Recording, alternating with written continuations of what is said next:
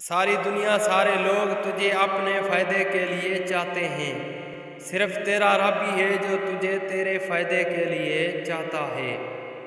رشتوں کو خوبصورت، ایک دوسرے کی بات کو برداشت کرنے میں بے عیب انسان تلاش کرو تو اکیلے ہی رہ جاؤ گے۔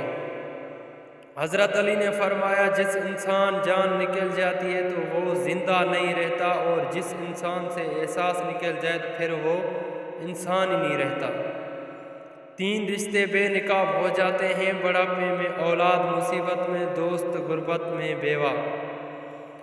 جس کو علم نہیں ہے وہ علم سیکھنے میں شرم نہ کرے، تحصیل علم فرض ہر مسلم کا۔